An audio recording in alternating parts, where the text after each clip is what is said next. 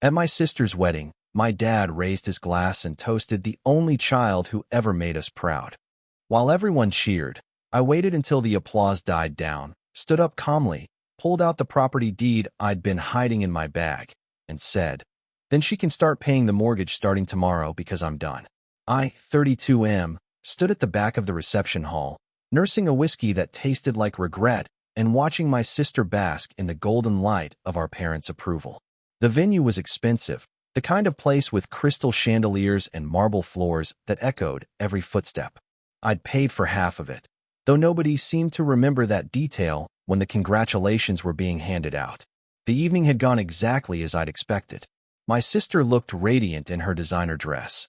Our mother couldn't stop crying tears of joy, and our father held court at the head table like a king surveying his kingdom. I'd arrived alone, sat through the ceremony with a practiced smile, and fielded the usual questions from relatives about why I wasn't married yet, why I looked so tired, why I couldn't be more like my sister. I'd stopped trying to answer those questions years ago. Then came the toasts. The best man went first, telling a rehearsed story about how he'd introduced the happy couple. The maid of honor followed with something sentimental about childhood dreams coming true. I watched my sister glow under the attention, her new husband beaming beside her, and felt absolutely nothing. That probably should have concerned me more than it did. When my father stood up, the room fell silent. He commanded attention without effort, always had. He cleared his throat and raised his glass, and I knew before he opened his mouth that whatever came next would cut deep. 3 decades of experience had taught me to recognize that particular glint in his eye. He spoke about pride, about success, about having a daughter who'd made something of herself. He talked about her prestigious job at the law firm, her beautiful home, her perfect husband. He mentioned how she'd always been the responsible one, the one who made smart choices, the one who never caused them a moment's worry. The guests nodded along, murmuring agreement. Then he said it, the words that would change everything. He called her the only child who'd ever made them proud. The room erupted in applause. Glasses clinked. People cheered. My sister wiped away tears while her husband squeezed her hand. My mother gazed at her with undisguised adoration.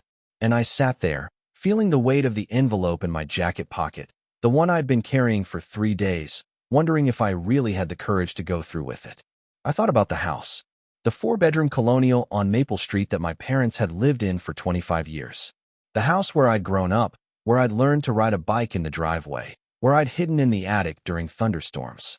The house they'd nearly lost 6 years ago when my father's business collapsed and the bank came calling. The applause started to fade. People returned to their conversations and their meals. My father sat down, looking satisfied with himself. My sister hugged him across the table. Nobody looked at me. Nobody ever looked at me. I stood up. The chair scraped against the floor, loud enough that a few nearby tables turned to stare. My hands were steady as I reached into my jacket and pulled out the envelope. Inside was a document I'd retrieved from my safety deposit box that morning, one I'd hoped I'd never need to use. I walked to the front of the room. My footsteps echoed in the suddenly quiet hall. My father's expression shifted from confusion to annoyance as I approached. I could see him trying to figure out what I was doing, probably preparing some cutting remark to put me back in my place. I unfolded the papers and held them up. The property deed for the house on Maple Street. My name was on it, right there in legal black ink, next to theirs. I'd signed it 6 years ago, along with a loan agreement that had saved them from foreclosure. I'd emptied my savings account, cashed out my retirement fund early and paid the penalties, and worked 2 jobs for 3 years to keep up with the payments. I told them she could start paying the mortgage starting tomorrow because I was done.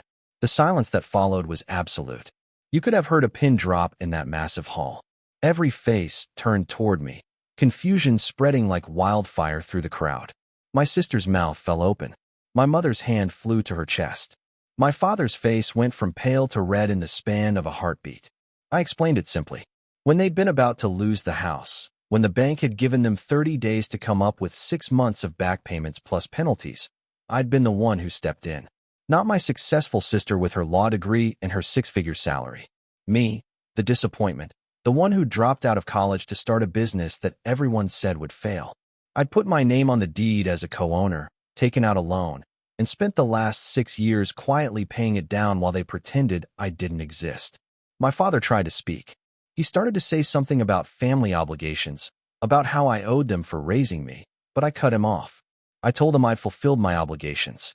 Every payment, made on time, for 72 months straight. The mortgage would be paid off in full in 4 more years. If my sister was the only child who made them proud, then she could be the one to handle it. I placed the deed on the head table, right next to my father's half-empty champagne glass. Then I pulled out a second envelope, this one containing a letter I'd had a lawyer draw up 3 days ago. It was a formal notice of my intent to transfer my share of the property ownership. I'd sell it to my sister at market rate, or I'd sell it to a stranger. Either way, I was out. My mother found her voice then. She said I was ruining my sister's special day, that I was being selfish and cruel, that I couldn't possibly mean what I was saying. The tears streaming down her face were real this time, but they weren't tears of joy.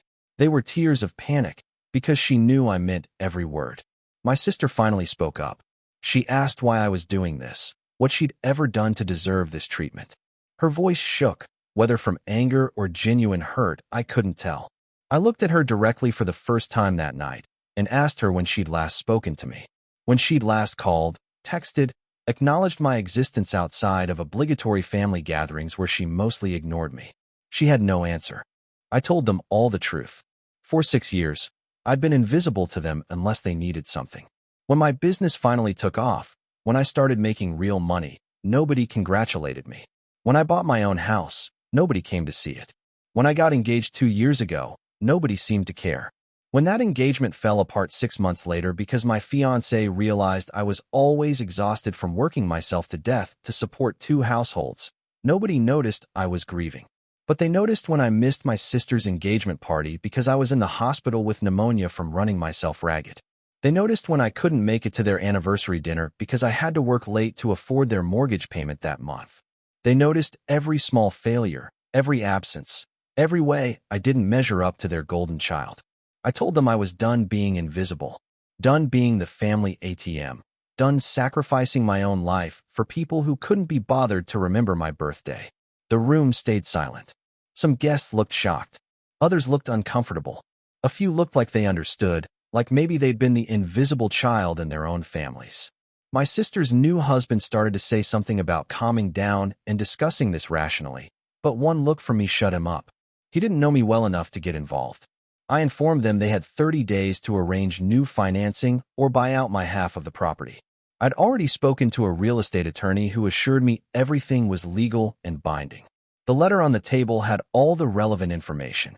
After that, I turned and walked toward the exit. My father called after me. He said I'd regret this, that I was throwing away my family over pride, that I'd come crawling back when I needed them. I stopped at the door and looked back one last time. I told him I hadn't needed them in years. They'd needed me. There was a difference. Then I left. I walked out of that expensive reception hall, got in my car, and drove away from the only family I'd ever known. Update 1. It's been 2 weeks since the wedding. My phone hasn't stopped ringing, though I've answered it exactly 0 times. I let everything go to voicemail and read the messages when I have the energy, which isn't often. The messages follow a predictable pattern. First came anger, accusations that I'd humiliated the family and destroyed my sister's wedding. Then came bargaining, suggestions that we could work something out if I'd just be reasonable. Now we're moving into the guilt trip phase, with my mother leaving tearful voicemails about how I'm tearing the family apart. What nobody has said, in any message or voicemail, is that they're sorry. My lawyer called yesterday to inform me that my father tried to claim the deed was fraudulent, that I'd somehow forged his signature 6 years ago. The bank shut that down immediately with copies of all the original paperwork, including security footage from the day we'd all sat in the loan officer's office. Apparently, my father had gone pale when they showed him the video of himself shaking my hand and thanking me for saving their home.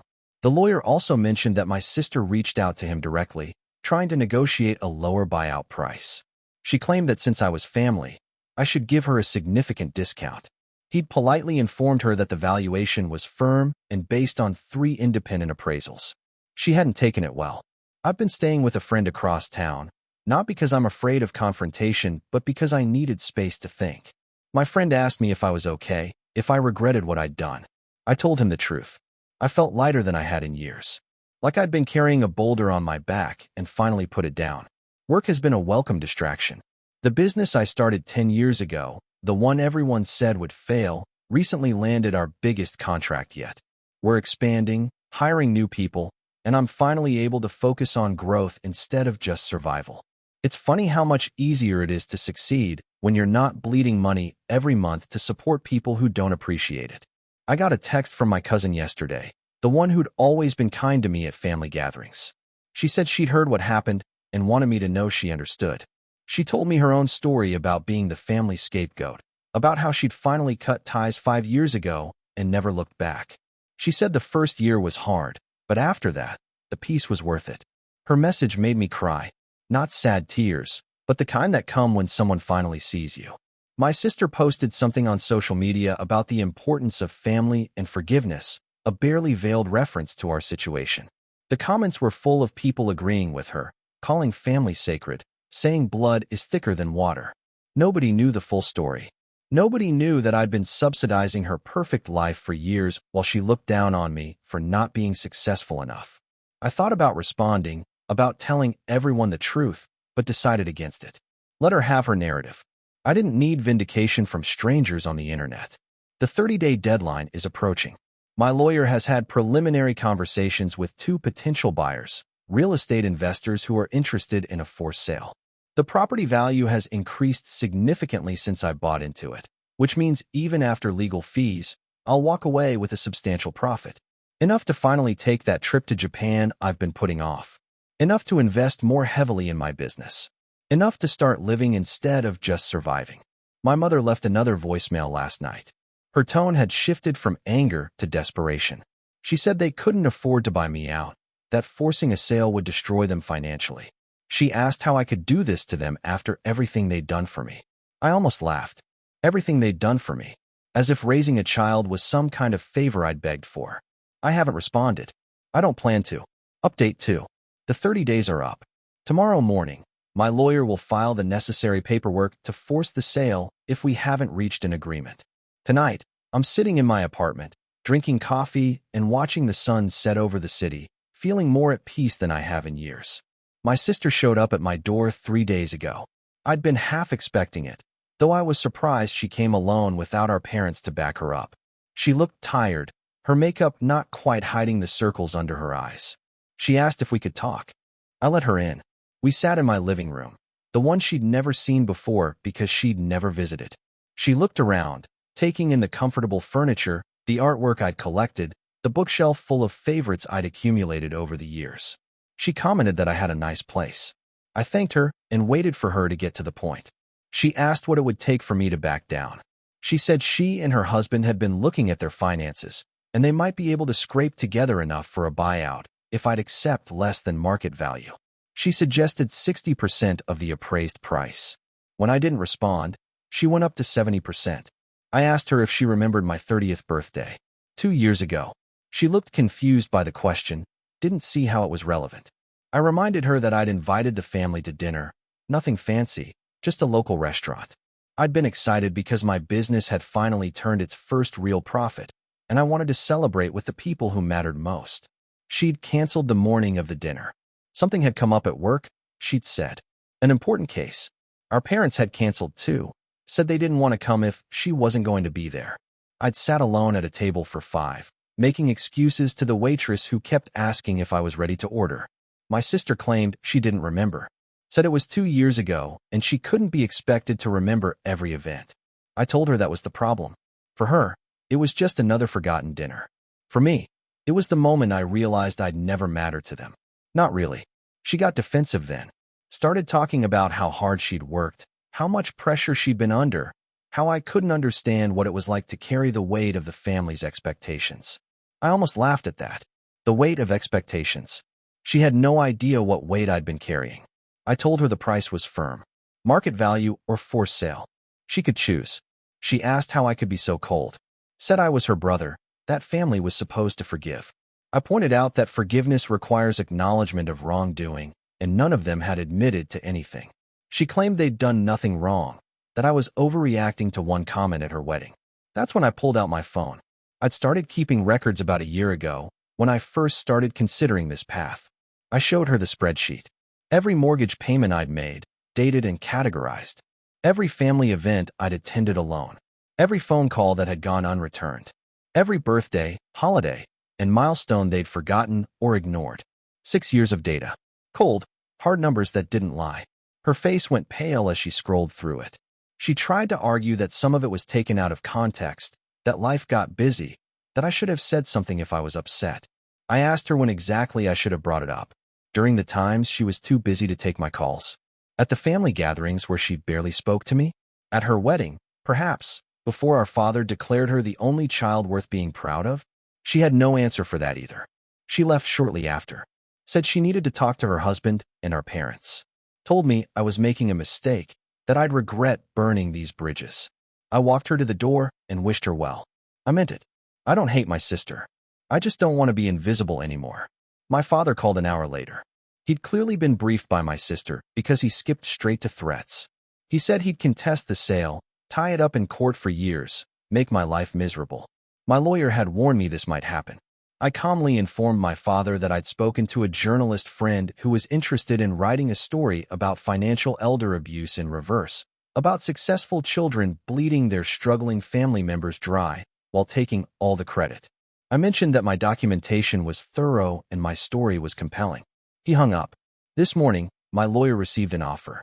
They'd scraped together enough for the full buyout, though from what my lawyer could tell, they'd taken out a significant loan to do it. My sister and her husband had co-signed. The house that I'd saved 6 years ago was now going to be an anchor around their necks instead of mine. I accepted the offer. The paperwork would be finalized within the week. Tonight, I booked the flight to Japan.